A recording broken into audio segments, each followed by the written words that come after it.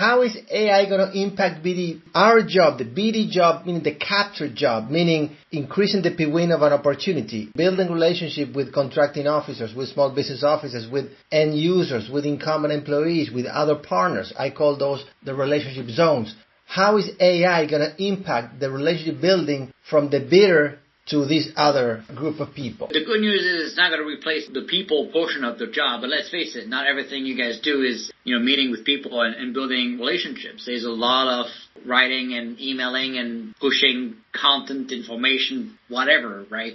That can be drastically automated. Now, the good news is the AI is not going to replace the people portion, so the impact on jobs is going to be way, way less significant. And in fact, you may argue that some of the proposal writer may move to BD because you have now more velocity and you can do more relationship building. Just like, blue-collar jobs are never going to be impacted as well. We made fun of them for 20 years. But there's plenty of things in BD, though, that you can drastically automate, particularly when it comes to deciding what to focus on, right? So how do you get started, right? Where are you going to go first? Which agency, which bid, all that kind of down selection portion of relationships and where you're going to focus on can be drastically accelerated through an AI chief of staff, as I call it, to help you make your own decisions faster, better, stronger.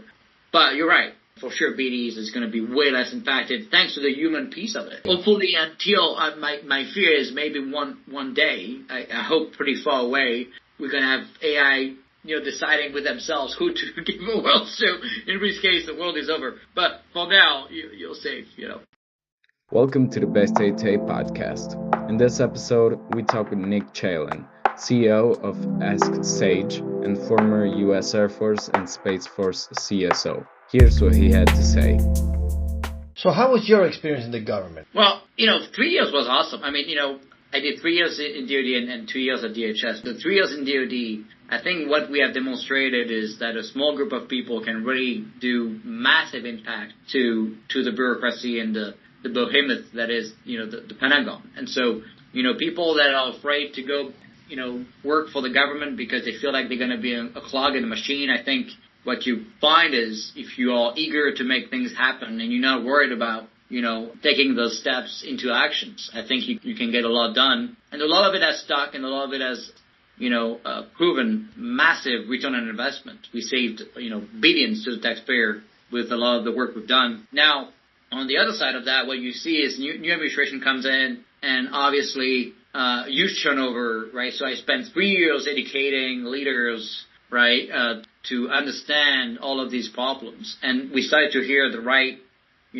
solutions being promoted. But then what you see when there's this new administration thing, regardless of the party, this is not political whatsoever. What you see is a huge turnover, obviously, of all these leaders.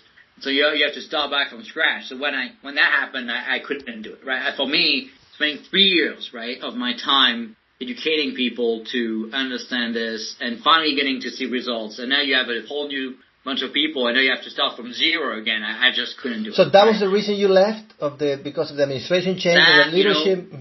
We would, when I was in the building, we would hear the right things with no action, which is not great, right? But now it's actually worse. We hear the wrong things with action.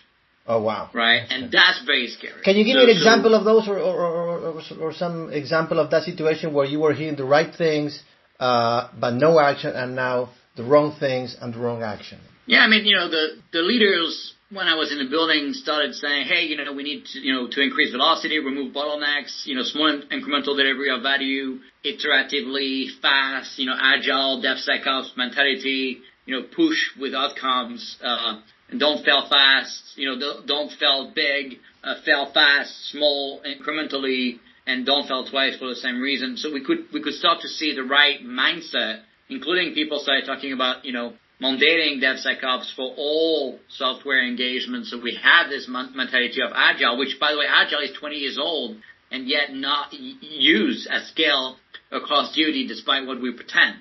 And that's pretty mind-boggling compared to the entire commercial industry using it for everything on a day-to-day basis, right? Including in acquisition, not just, in building software. And so this Agile mindset now was started to be pushed, but again, when it was time to say, okay, let's mandate it for all new work, all new, engagements, nothing happened. And that was frustrating, right? I know. I confess to you that maybe you're more of a outside-the-box type of person than I am. I'm just a guy who, in the last 15 or 16 years or something like that, has been in the government contracting world. I help small business to grow.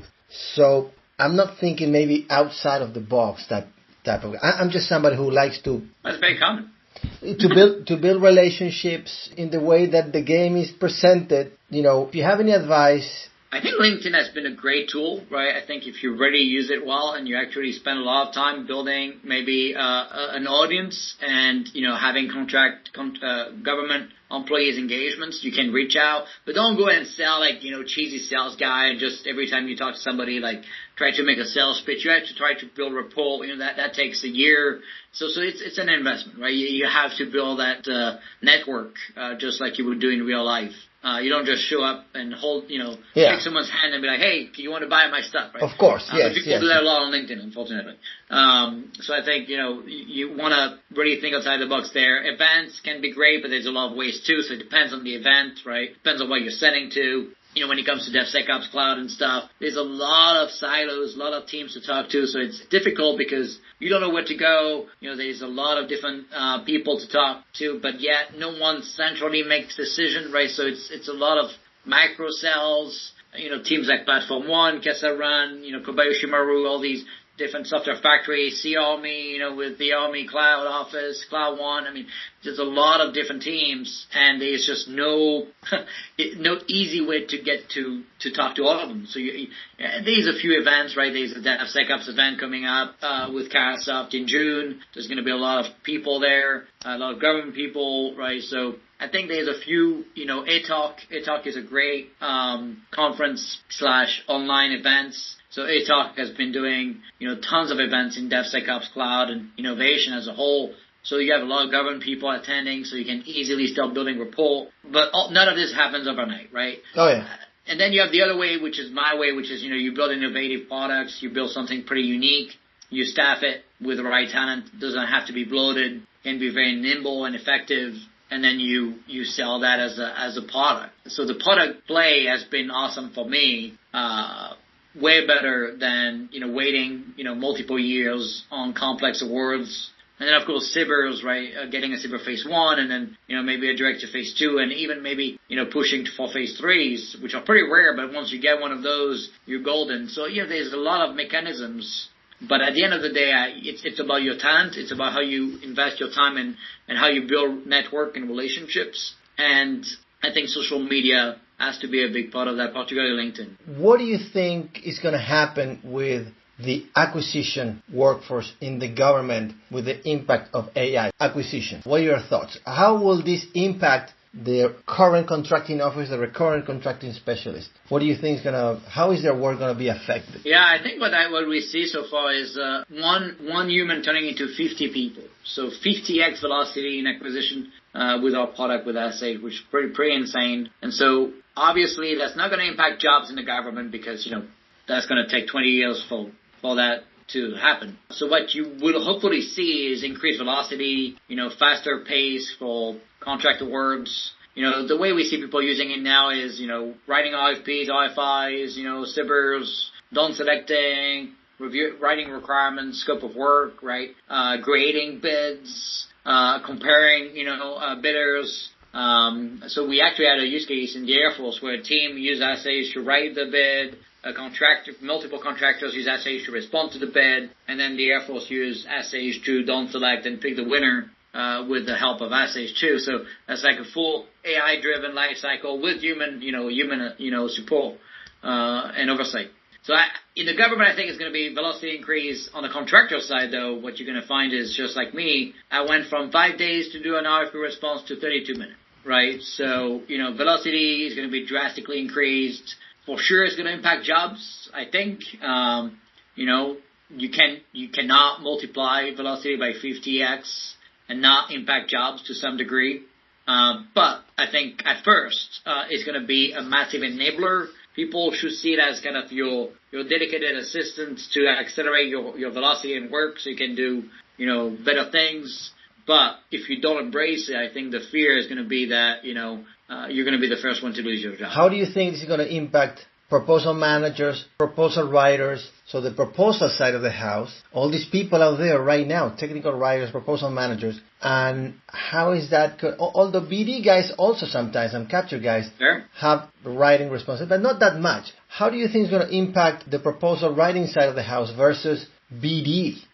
There are two things that can happen. Either they get out of the job or they write as 20 times more than they were writing, or something in the middle. I don't know. That's the silly way that I think about it. But what do you think? Yeah. No, I think you're right. I think there's kind of, two kind of scenario. One is people try it out and they give up very fast. They're like, oh, it doesn't work. It's not useful, which, is not true. They should do better.